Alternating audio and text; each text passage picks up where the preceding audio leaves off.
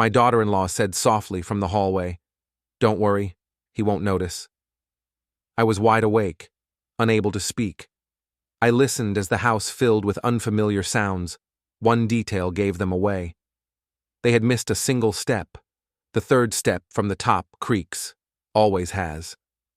30 years in this house, and I know every sound it makes. Every groan of the foundation settling. Every whisper of wind through the attic vent. Every pop of the water heater cycling on at 3 in the morning. But the third step didn't creak. They'd skipped it. My bedroom door was cracked open maybe 2 inches. Enough to hear everything, not enough for them to see I was awake. I kept my breathing steady, deep and slow like I'd learned in the Navy. Control your breath and you control everything else. Are you sure he took them? That was my son, Andrew. His voice had that tight edge he gets when he's nervous. I watched him take both pills with dinner. Rebecca, my daughter-in-law, calm, matter of fact, like she was discussing the weather. He'll be out for hours. I hadn't taken the pills. I'd pretended to, palmed them while taking a drink of water, flushed them down the toilet when I went to brush my teeth. Same thing I'd been doing for the past 3 weeks. 3 weeks since I started noticing things. Small things at first. My mail arriving already opened. Bills I didn't remember receiving. Phone calls that ended abruptly when I entered the room. Rebecca's sudden interest in my medications. Her insistence on helping me organize my pills each week. I'm 68 years old, not senile, not stupid. What if he wakes up? Andrew again. He won't. Rebecca's footsteps moved down the hallway toward my study. Even if he does, what's he going to do? Call the police on his own son? The confidence in her voice made my jaw tighten. I still don't like this. Andrew's footsteps followed hers. There has to be another way. We've been over this 100 times. He refuses to sign. He won't even discuss moving to assisted living. This is the only option left. It feels wrong. What feels wrong is letting him waste our inheritance on that ridiculous boat he wants to buy. He's 70 years old. He doesn't need a boat. 68. I'm 68. But who's counting? I heard the study door open. The old hinges squeaked. I'd been meaning to oil them for months. Glad I hadn't. Where did you say the documents were? Andrew's voice was muffled now. Bottom drawer of the filing cabinet, behind the tax returns. I didn't keep any documents in the bottom drawer of the filing cabinet. I kept a loaded Glock 19 in the bottom drawer of the filing cabinet. But 3 weeks ago, I'd moved it. Locked it in the gun safe in the garage. Because I'd started to suspect something like this might happen. And I wanted to see how far they'd go. Now I knew. The sounds from the study continued. Drawers opening and closing, papers rustling, Rebecca's voice giving directions, Andrew's uncertain responses. I stared at the ceiling, the same ceiling I'd stared at for 3 decades. The water stain in the corner shaped like Australia, the small crack running along the crown molding that appeared after the earthquake in '94. My wife had died in this room 5 years ago. Cancer. I'd held her hand and watched her take her last breath while looking at that same ceiling. She'd made me promise to take care of the kids. I'd kept that promise. Put Andrew through college, paid for his wedding, helped with the down payment on their house, loaned them money when Andrew lost his job, never asked for it back. And now they were in my study at 1 in the morning, drugging me, looking for documents. Got it. Rebecca's voice carried triumph. Power of attorney forms, medical directives, all blank. All we need is his signature. I'm not forging his signature. You won't have to. I already practiced. I've been watching how he signs checks for months. Silence. Rebecca. No. Andrew. Yes. Her voice turned sharp. Do you want to spend the rest of your life working 60-hour weeks while your father pisses away everything he worked for? Do you want to explain to our kids why they can't go to college because Grandpa decided to buy a fishing boat? That's not fair. Life isn't fair. Your father had his chance. He made his choices. Now it's our turn. More silence. Then Andrew's voice. Quieter. Defeated. How long will it take? Once we have the signatures, I file the paperwork Monday. Power of attorney goes into effect immediately. Medical directive takes a few days. By next Friday, we'll have complete control of his finances and healthcare decisions. And then? Then we move him to Sunrise Senior Living. I already put down a deposit. Nice place. Good activities. He'll be fine. He'll hate it. He'll adjust. Old people always do. I am not old people. I closed my eyes, controlled my breathing, felt my heartbeat slow, the old training kicking in. 20 years in the Navy teaches you things. How to stay calm when everything's going to hell, how to assess a situation, how to plan, how to wait, because that's what this required. Patience, observation, planning. They thought I was weak, confused, easy to manipulate. They were wrong, but I needed to let them think they were right. Let them make their move. Let them commit fully, because partial betrayal leaves room for reconciliation, for excuses, for gaslighting. Complete betrayal leaves only truth and consequences. The sounds from the study stopped. Footsteps in the hallway, coming closer to my room. I slowed my breathing even more, made it deep and regular. The breathing of someone in deep sleep. Drugged sleep. My door opened wider. Light from the hallway spilled across my bed. I could feel Rebecca standing there, watching, making sure. 30 seconds passed, maybe 40. Then the door closed. The light disappeared. Her footsteps retreated down the hallway, down the stairs. The third step from the top, creaking under her weight this time, because she wasn't being careful anymore, wasn't worried about waking me. I opened my eyes, stared at the ceiling, started planning. In the morning came with sunlight through the curtains and the smell of coffee brewing downstairs. I gave it 10 minutes after I heard movement in the kitchen before I got up. Wanted to time it right. Not too early, not too late. I shuffled into the bathroom, made noise, ran water, flushed the toilet, all the sounds of an old man going through his morning routine. When I came downstairs, Rebecca was at the stove making eggs. Andrew sat at the kitchen table with his laptop open. Both of them looked up when I entered. "Morning, Dad." Andrew's smile didn't reach his eyes. "Sleep well?" I poured myself coffee. "Must be those new pills Dr. Morrison prescribed. Really knock me out." Rebecca's back straightened slightly. "That's good.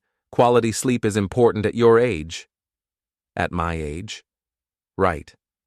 I sat down at the table, took a sip of coffee, watched Andrew over the rim of my cup.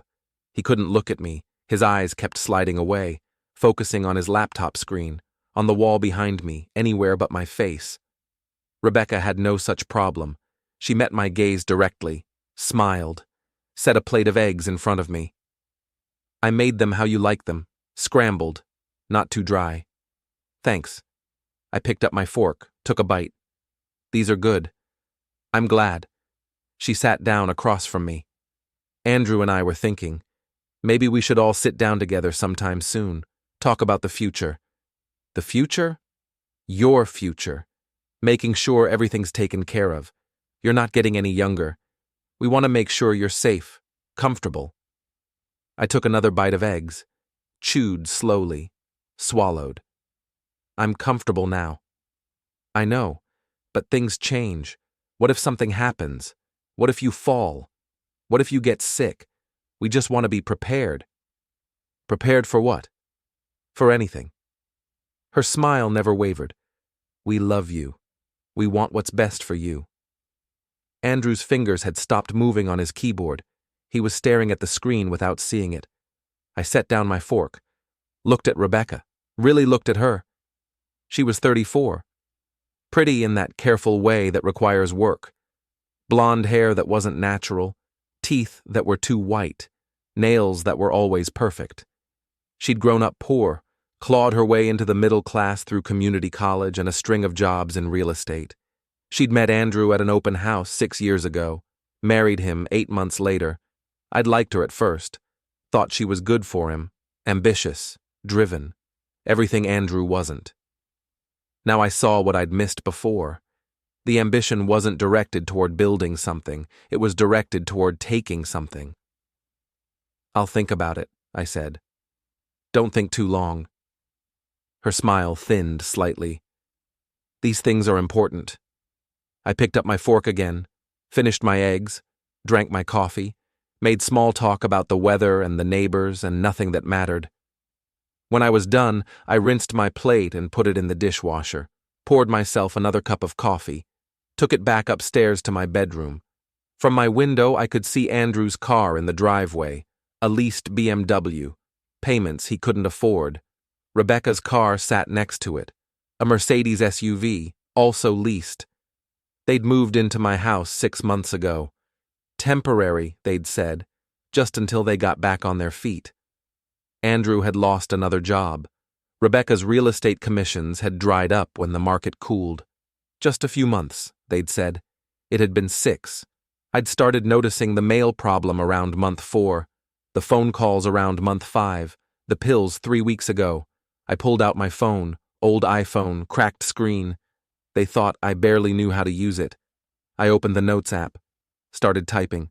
Timeline, month 4, mail tampering begins. Month 5, suspicious phone calls. Week 1, Rebecca starts helping with medications. Week 3, first time skipping pills. Last night, study invasion. Power of attorney discussion.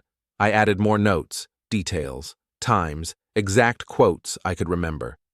Then I opened my banking app, something else they thought I couldn't manage. My checking account showed normal activity, but I had 3 other accounts: savings, money market, investment account, total somewhere north of $800,000. Not a fortune, but enough to retire on, enough to buy that boat if I wanted to, enough to live comfortably for another 20 years, enough to make it worth stealing. I checked the activity on each account. Nothing unusual, no unauthorized transfers, no strange withdrawals.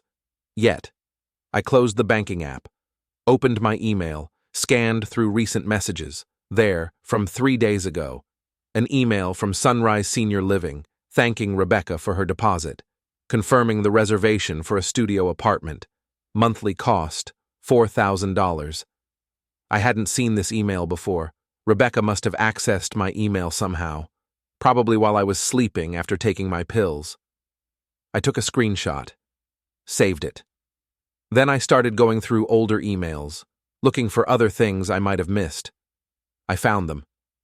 Emails from her real estate company, performance warnings, missed quotas, final notice of employment termination dated 2 months ago.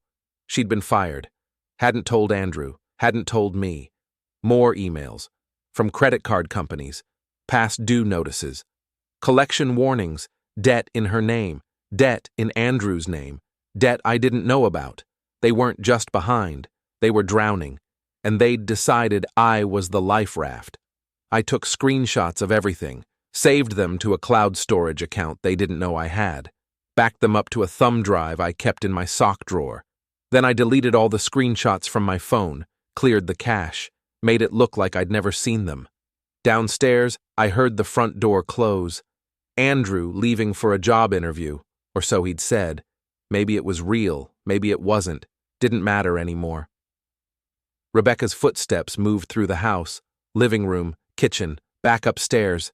She knocked on my bedroom door. "Come in." She opened the door, smiled. "I'm running to the grocery store. Do you need anything?" "I'm good." "Okay, I'll be back in an hour." She paused. "Oh, Dr. Morrison's office called.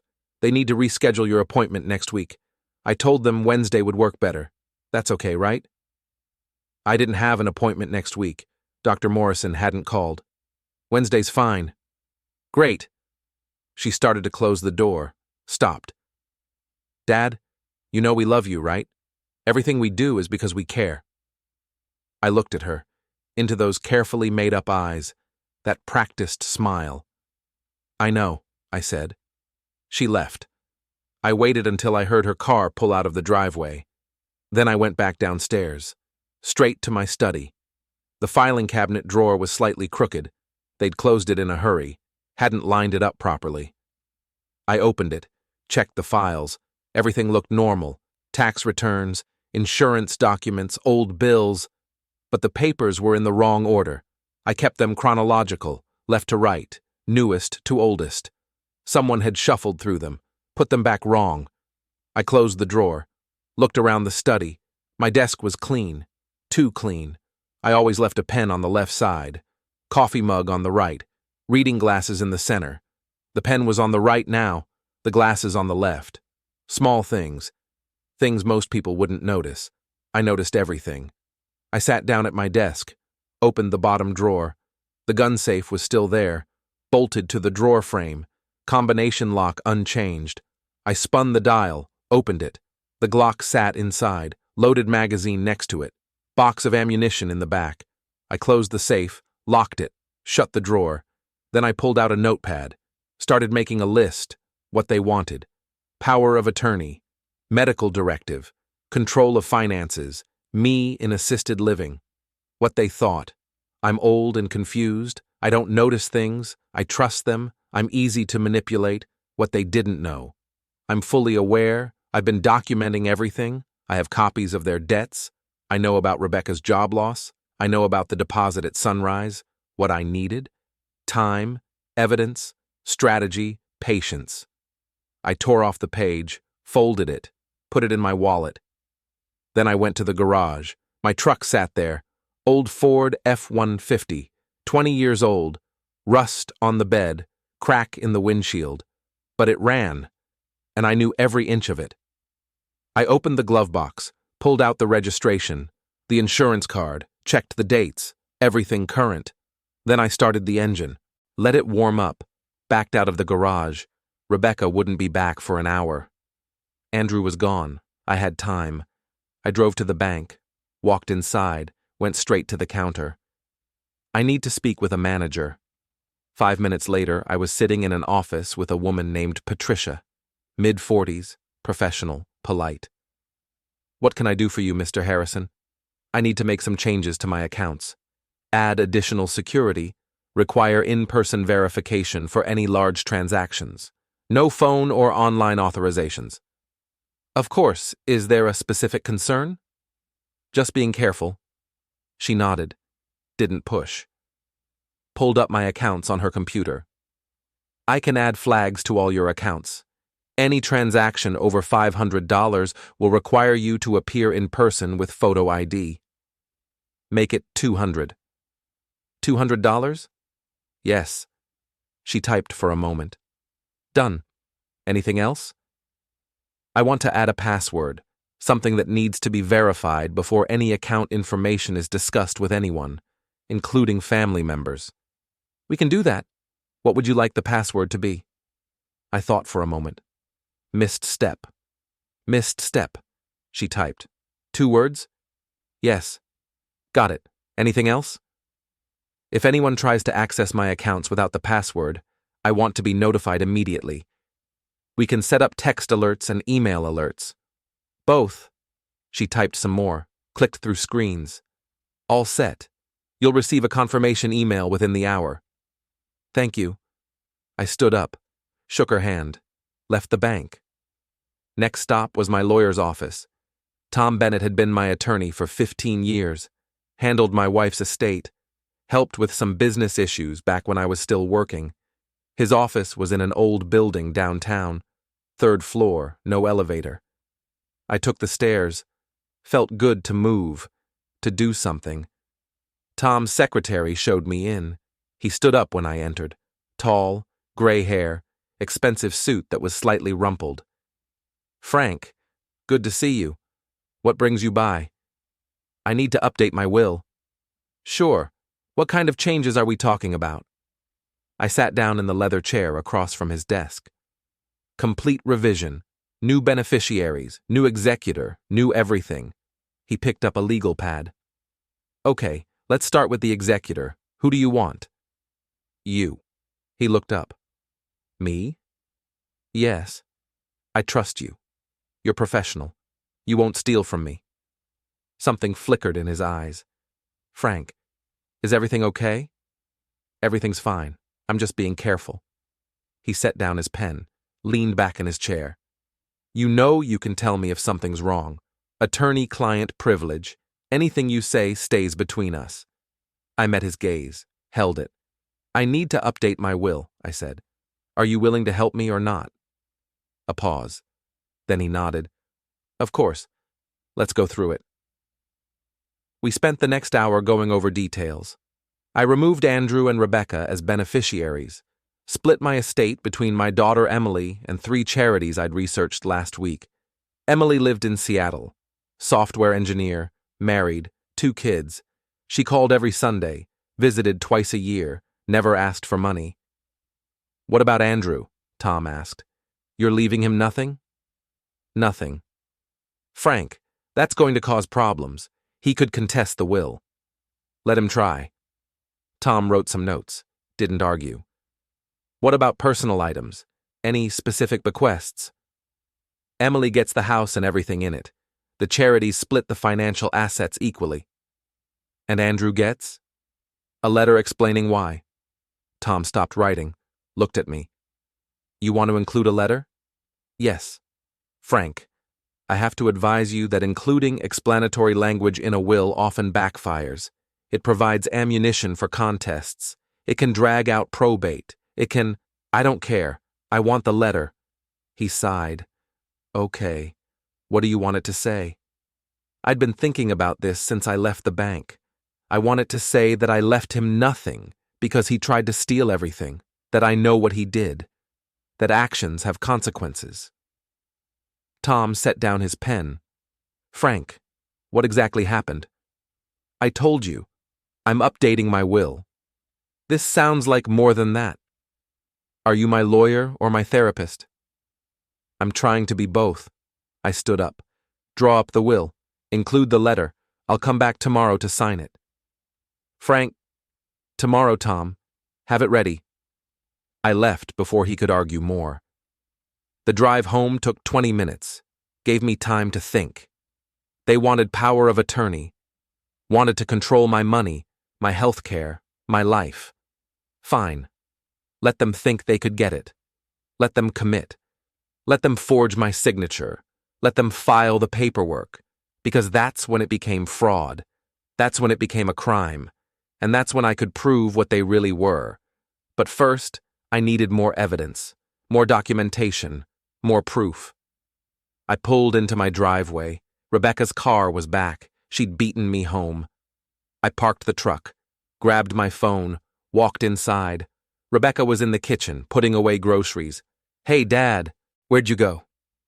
Just for a drive, needed to clear my head. You should tell me when you go out. I worry. I'm fine. I know, but still. She smiled. I picked up your favorite ice cream. Rocky Road. Thanks. I went upstairs, back to my room, sat on the bed. My phone buzzed, text message from the bank, security alert, account flags activated, password requirement in place. Good. Another buzz, email from Tom Bennett, draft will attached, please review before signing. I opened the attachment, read through it, everything I'd asked for, plus the letter. To my son, Andrew. You receive nothing from my estate because you attempted to steal everything. I know what you did. I know what you planned. I was aware and conscious the entire time. Actions have consequences. This is yours. Short, direct, true. I replied to Tom. Looks good. I'll sign tomorrow. His response came back immediately. Are you sure about this? I'm sure. Okay. Come by at 10 a.m. I set my phone down, looked at the ceiling, the water stain shaped like Australia, the crack from the earthquake. My wife had died looking at that ceiling. Cancer had eaten her alive over 6 months. She'd never complained, never asked why, just faced it with quiet dignity. I'd held her hand, watched her go, promised to take care of the kids. I'd kept that promise, but she'd never said I had to let them destroy me. That night at dinner, Andrew and Rebecca were both quiet, tense. I ate my chicken, made small talk, pretended not to notice. After dinner, I took my pills, right in front of them, swallowed them down with water. Except I didn't swallow them, tucked them under my tongue, went upstairs to brush my teeth, spit them out, flushed them. Then I got into bed, turned off the light, closed my eyes, and waited. Before we go any further, hit the hype button, take a second to subscribe and like the video. It really helps the channel grow. And tell us in the comments, what would you do in this situation? The third step creaked at 11:45. I'd been lying in the dark for 2 hours, eyes closed, breathing steady, listening to every sound. Andrew and Rebecca had stayed downstairs until 11. TV sounds, low conversation I couldn't make out. Then footsteps on the stairs. They'd stopped outside my door, listening, making sure I was asleep. I'd given them what they wanted, deep breathing, no movement. They'd gone to the guest room where they'd been sleeping, closed the door. 30 minutes later, the door opened again. Soft footsteps in the hallway. One person. Light steps. Rebecca. She was coming back downstairs, being quiet, but not quiet enough. The third step creaked. I opened my eyes. Didn't move otherwise. Just listened. She went into the study. I heard the door close, saw light under my bedroom door from the hallway. She was in there for 20 minutes. Then the light went out. The study door opened. Footsteps back down the hallway. Back upstairs. The third step creaked again. I waited another 10 minutes. Then I got up. The house was completely dark. I didn't turn on any lights. Didn't need them. I knew every inch of this place. I went downstairs. Slow and careful. Skipped the third step. The study door was closed. I opened it. Stepped inside. Closed it behind me. Turned on the desk lamp. The one with the lowest setting. Everything looked normal. But I knew it wasn't. I checked the filing cabinet first. Bottom drawer. The documents were disturbed again, more obviously this time. Tax returns pulled forward. Insurance papers moved. I checked the top drawer, my personal files, birth certificate, social security card, passport. The passport was gone. I stood there for a moment, processing. They'd taken my passport. Why? To prevent me from traveling? To use as ID for something? I opened the middle drawer, checked my checkbook. All the checks were still there, numbered sequentially. None missing. But the check register had entries I hadn't made. Small entries. $20 here, $30 there. Written in handwriting that looked like mine, but wasn't quite right. Practice. Rebecca was practicing forging my signature on small amounts before she tried the big documents. I took photos of the check register with my phone, made sure the flash was off, got clear images of each practice entry. Then I checked the desk drawers. Nothing obviously missing, but things were moved, shifted, rearranged. I found what I was looking for in the bottom right drawer, behind old office supplies and a broken calculator, a folder I'd hidden there 6 months ago, before Andrew and Rebecca moved in. Inside the folder were copies of documents, original mortgage papers for the house, paid in full 20 years ago, stock certificates from my Navy pension fund, life insurance policies. The folder was still there. But it had been opened, the documents examined. They knew exactly what I had, exactly what they stood to gain. I put the folder back, closed the drawer, turned off the lamp. Went back upstairs, skipped the third step. Back in my room, I sat on the bed. Uploaded the photos from my phone to my cloud storage, deleted them from the phone. Then I opened my notes app, added new entries. Night 2. Rebecca alone in study, 11:45 p.m., 12:05 a.m., passport stolen from top drawer, check register shows practice forgeries. They've inventoried all assets, timeline accelerating. I set my phone down, stared at the ceiling. They were getting bolder, more confident, moving faster than I'd expected. Good. The faster they moved, the more mistakes they'd make. And I needed them to make mistakes. Morning came with rain. Heavy drops against the windows, gray light filtering through the curtains. I got up, went through my routine, bathroom, coffee, downstairs. Andrew was already in the kitchen, looked like he hadn't slept. dark circles under his eyes, hair uncombed. "Morning, Dad." "Morning." I poured coffee, sat down at the table. Rebecca wasn't up yet. Unusual. She was usually the first one awake. "Big plans today?" Andrew asked. "Might go see Tom Bennett. Lawyer stuff." Andrew's hand twitched. Coffee sloshed in his cup. "Lawyer stuff? Just updating some paperwork. Nothing important." "What kind of paperwork?" I looked at him. His face was pale, eyes too wide. "Boring stuff. You don't want to hear about it." "Try me." I took a sip of coffee. "Just my will, making sure everything's current." The color drained completely from his face. "Your will?" "Yeah. Haven't looked at it in years. Figured I should make sure it's up to date." "What? What are you changing?" "Nothing major. Just clarifying some things. Making sure there's no confusion later." He set down his coffee cup, hands shaking slightly. "Dad, we should talk about this. Together. As a family. Nothing to talk about. Just routine maintenance." "But," Rebecca's voice came from the doorway. "But what?" She was wearing a robe, hair in a messy bun, no makeup. She looked tired. "Dad's updating his will," Andrew said. Her eyes sharpened. All traces of fatigue vanished. "Oh? Why now?" "Just seems like the right time." I finished my coffee, stood up. "I should get ready. Appointments at 10. I left them in the kitchen, went upstairs, got dressed. Through the bedroom floor, I could hear them talking, voices low and urgent, couldn't make out the words, didn't need to. At 9:45, I came back downstairs, keys in hand. Rebecca was waiting in the hallway. "Dad, let me drive you. The rain's pretty heavy." "I can manage." "I know you can, but why risk it? Let me drive." "I'll be fine." I moved past her toward the door. She stepped in front of me. "I really think I should drive you. And I really think you shouldn't." We stood there, face to face, the mask slipping from her features. "What's going on with you lately?" Her voice had an edge now. "You've been acting strange, secretive, going out without telling anyone, refusing help. It's concerning." "Is it?" "Yes, it is.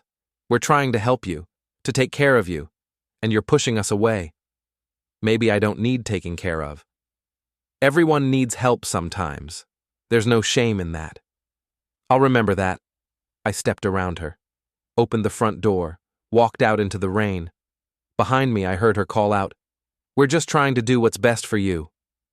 I got in the truck, started the engine, backed out of the driveway. In the rearview mirror, I saw her standing in the doorway, phone already to her ear, calling someone, reporting, planning, good. Let her plan. Tom's office smelled like old books and coffee. He was waiting for me. Will printed and ready. I read through it one more time, slowly, carefully. Everything was exactly as I'd specified. Emily as sole beneficiary of the house, 3 charities splitting the financial assets, Andrew getting nothing but the letter. "You're sure about this?" Tom asked. "Completely. Once you sign this, it's done. If you want to change it later, we'd have to draft a new will." "I understand. And you're aware that Andrew will likely contest this." "Let him try." Tom slid the document across his desk, handed me a pen. I signed, dated, initialed each page. Tom's secretary came in, witnessed the signature, notarized the document. When it was done, Tom put the will in a manila envelope, sealed it, wrote my name on the front.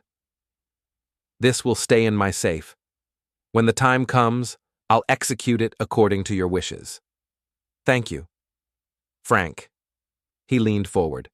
"If you're in some kind of trouble, if someone's pressuring you, threatening you, you can tell me. I can help. I'm not in trouble." "Then why the sudden changes? Why cut out your son?" I stood up. "Because he deserves to be cut out." "That's not a legal reason." "It's my reason. That's all that matters." Tom sighed. "Okay. But if things change, If you need help, call me. Day or night. I will. I left the office, went back down the 3 flights of stairs, out into the rain. My phone buzzed. Text from Rebecca. Where are you? I ignored it. Another buzz. Andrew is worried. Please call. I deleted both messages, got in the truck, drove to the other side of town. There was a storage facility on Oak Street, public storage, 24-hour access. I'd rented a unit there 2 weeks ago, 10 by 10, climate controlled. I'd been moving things into it, little by little. Things I didn't want in the house anymore.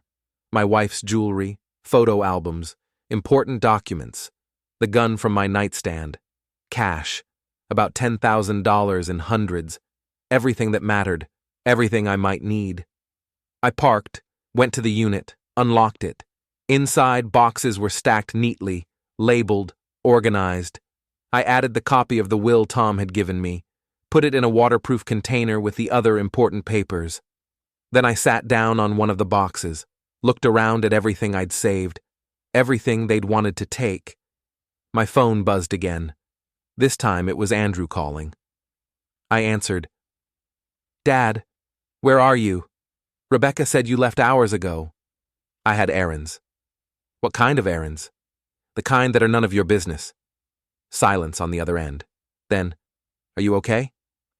I'm fine. You don't sound fine. You sound different. Different how? I don't know. Angry, cold. Maybe I am. Why? What did we do? The question almost made me laugh. You really want to know? Yes. Then ask yourself what you've been doing at night when you think I'm asleep. More silence, longer this time. Dad, I don't know what you... Yes, you do. I hung up, sat there in the storage unit, surrounded by boxes, surrounded by everything I'd saved from them. My phone rang again. I turned it off, stayed there for another hour, just sitting, thinking, planning. When I left, I made sure the unit was locked, made sure no one had followed me. Then I drove to a different part of town, found a diner, had lunch, paid cash, talked to no one, drove home around 3 in the afternoon. Andrew's car was gone. Rebecca's was in the driveway. I parked, went inside. She was in the living room, sitting on the couch, waiting. We need to talk, she said. Do we? Yes, sit down. I'd rather stand. She stood up too, crossed her arms. What did you say to Andrew? He left, won't answer his phone, said he needed to clear his head. I told him the truth. What truth? That I know what you've been doing. Her expression didn't change, didn't even flicker. And what have we been doing? You tell me. We've been trying to help you, to take care of you, to make sure you're safe. By drugging me? By going through my things in the middle of the night? By stealing my passport? There. A flicker, just a small one, in her eyes. I don't know what you're talking about. Yes, you do. She took a step closer. Frank, listen to yourself. You sound paranoid, confused. These are signs of cognitive decline. We've been worried about this. Have you? Yes, that's why we want to help. That's why we think it might be time to consider some additional support. Maybe a facility where... Sunrise Senior Living. She stopped. How did you... I know everything, Rebecca. I've known for weeks. Every move you've made, every lie you've told, every document you've forged. The mask dropped completely. Her face hardened. You don't know anything. I know you were fired from your job 2 months ago. I know you're drowning in debt. I know you've been practicing forging my signature. I know you put a deposit down on a facility to dump me in. I know you've been drugging me and going through my files and planning to steal everything I have. She stared at me, silent, calculating. Then she smiled. Prove it. I have photos, documents, recordings, everything. No, you don't. Yes, I do. Then call the police. Show them your evidence. I will, when I'm ready. She laughed, actually laughed. You're not going to call anyone. You're a tired old man who can barely work his phone. You don't have evidence. You have paranoid delusions. We'll see. No, we won't. Because here's what's going to happen. You're going to sign the power of attorney papers. You're going to sign the medical directives, and you're going to do it willingly. Because if you don't, I'll have you declared incompetent. I'll testify that you've been having episodes. Forgetting things, getting confused, aggressive. Your own son will back me up. Andrew won't do that. Andrew will do whatever I tell him to do. You're wrong. Am I? Where is he right now? He left because I told him to leave. He's not answering his phone because I told him not to answer. He does what I say, always. I looked at her. Really looked at her. Saw what she was, what she'd always been. A predator. And Andrew was weak enough to let her hunt. Get out of my house, I said. It's not your house anymore. We live here too. I want you out, both of you. Today. No, we're not leaving. You're leaving. Sunrise is expecting you Friday. I've already paid the first month. The movers are coming Saturday to pack your things. I'm not going anywhere. Yes, you are, one way or another. Is that a threat? It's a fact. You can go willingly, or we can have you committed for psychiatric evaluation. Your choice. I felt something cold settle in my chest. Not fear, not anger, certainty. This was who they were. This was what they'd planned. And now I knew exactly what I had to do. Get out, I said again. Make me. I pulled out my phone, turned it on, opened the camera, started recording. What are you doing? She asked. Creating evidence. Say it again. Tell me again how you're going to have me committed. How you're going to steal my house. How you control my son. She grabbed for the phone. I stepped back. Say it, Rebecca. She lunged. I moved faster. Years of training, muscle memory. I was on the other side of the room before she could reach me. Stop recording me! Why? Afraid of the truth? She picked up a lamp, threw it at me. I ducked. The lamp hit the wall, shattered. You're insane, she screamed, and you're a thief. She came at me again, fast, aggressive. I let her get close. Then I moved. 20 years in the Navy, hand-to-hand combat training, self-defense. I didn't hit her, didn't have to, just redirected her momentum, used her own force against her. She went down, hard, on the carpet, not hurt, just surprised. I stood over her. Phone still recording. Get out of my house. Take Andrew. Don't come back. She looked up at me, face twisted with rage. You'll regret this. I already regret letting you in. The fire started at 2 a.m. on Thursday. Smoke detectors woke me. Screaming. Loud. I smelled it immediately. Smoke. Fire. Grabbed my phone, the gun. Ran downstairs. The living room was filling with smoke. Flames coming from the back of the house, near the kitchen. I called 911. My house is on fire. Are you inside? Yes. Getting out now. Is anyone else inside? No, just me. I ran to the front door, unlocked it, opened it, stopped. Someone was standing on my front lawn, watching, silhouetted against the streetlights. They saw me, turned, ran. I didn't chase them, didn't have time. Ran out the front door, across the lawn, put distance between me and the house. Fire trucks arrived within minutes, sirens wailing, lights flashing. Firefighters swarmed the house, hoses, water, shouting. I stood on the sidewalk, watched my home burn. Neighbors came out, gathering, watching, whispering. The fire was under control within 20 minutes, contained to the kitchen and part of the living room. The fire chief approached me. Mr. Harrison, you okay? I'm fine. Anyone else in the house? No, just me. Good. You're lucky. Another few minutes, and this could have been much worse. How did it start? We'll investigate, but initial assessment? Looks like it started in your kitchen, near the stove. I didn't leave the stove on. Are you sure? Positive. I had Chinese takeout for dinner, didn't cook anything. He made a note. We'll do a full investigation. Fire inspector will be out tomorrow. Police arrived. Questioned me. Same questions. How did it start? Was anyone else home? Did I have enemies? I told them about the threats, the break-in attempt, the court case. They took notes, looked skeptical. You think someone set this fire deliberately? The officer asked. Yes. Any proof? Someone was standing on my lawn when I came out, watching. They ran when they saw me. Can you describe them? No, too dark. Just a silhouette. Male? Female? I don't know. More notes. We'll investigate. But Mr. Harrison, these are serious allegations. If you're accusing specific people, I'm not accusing anyone. I'm stating facts. Someone tried to burn down my house. Someone who knew I was inside. The officer nodded, not believing me. We'll look into it. They left around 5 a.m. The firefighters left around 6. I stood in front of my house, watched the sun come up. The front of the house was fine, but the kitchen was destroyed. Living room damaged by smoke and water. Everything ruined. My phone rang. Tom Bennett. Frank, I just heard. Are you okay? I'm fine. What happened? Someone set my house on fire. Jesus. Did they catch who did it? No, but I know who it was. Frank. It was them, Tom, Andrew, and Rebecca.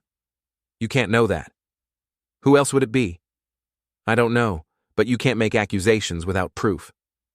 I saw someone watching. They ran when they saw me. But you can't identify them. No. Then you don't have proof. I know it was them. Knowing and proving are different things. You taught me that. I was silent. Tom's voice softened. Frank, where are you going to stay? You can't stay in that house. I don't know. Stay with Emily, or get a hotel, somewhere safe. I'm not running. This isn't running, it's survival. And if I leave, they win. If you stay, you might die. I hung up, stood there, looked at my house, my home for 30 years, where my wife died, where I'd raised my kids, destroyed. I pulled out my phone, opened the security camera app. The cameras were still recording. Had been all night. I scrolled back. 2 a.m., just before the fire started. There. A figure approaching the back of the house. Dark clothes, hoodie, gloves. They went to the kitchen window. Broke it. Reached inside. I couldn't see their face, but I could see their build, their movements. It was a woman, Rebecca's height, Rebecca's build. I saved the footage, backed it up, sent it to Tom, to Emily, to my cloud storage. Then I called the fire inspector directly. This is Frank Harrison. My house caught fire last night. I have security footage showing someone breaking into my kitchen right before it started. Can you send me that footage? Yes, right now. I sent it. He called back 10 minutes later. Mr. Harrison, this is clear evidence of arson. I'm contacting the police. They'll want to talk to you. I already talked to them. They'll want to talk to you again. 2 hours later, detectives showed up. Not Martinez or Thompson. Actual detectives. Detective Sarah Mills, mid-40s, sharp eyes, no nonsense. Detective James Park, younger, Asian, quiet. They took my statement, reviewed the footage, asked questions. Do you know who this person is? Mills asked. I believe it's my daughter-in-law, Rebecca Harrison.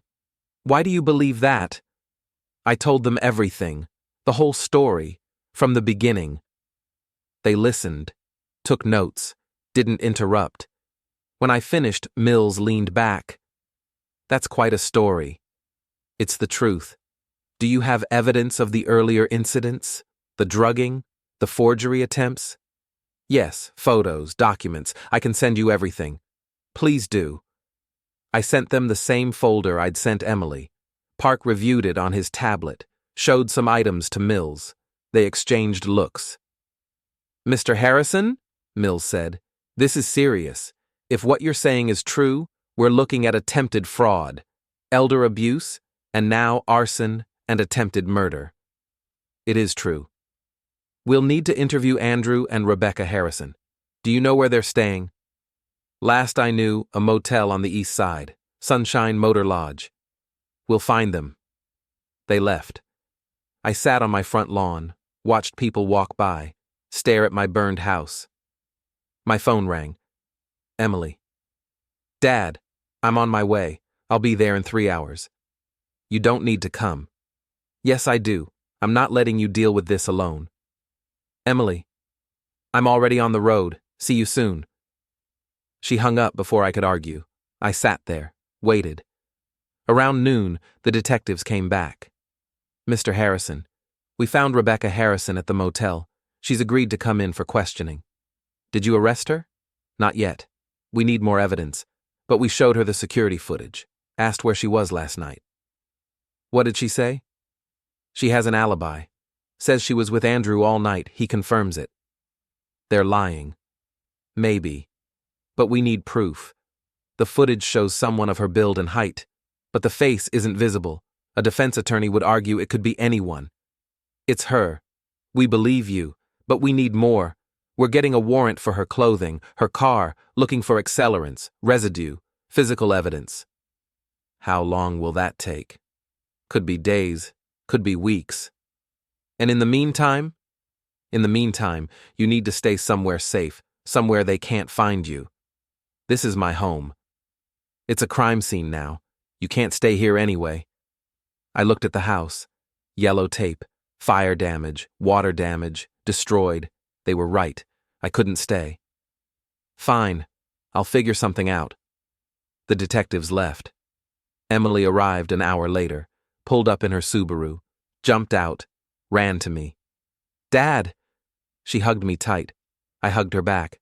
I'm okay, I said. Your house is still standing. That's something. She pulled back, looked at me. You look tired. I am tired. Come on, you're staying with me.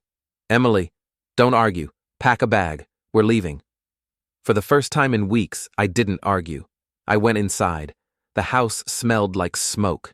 Everything was wet, damaged.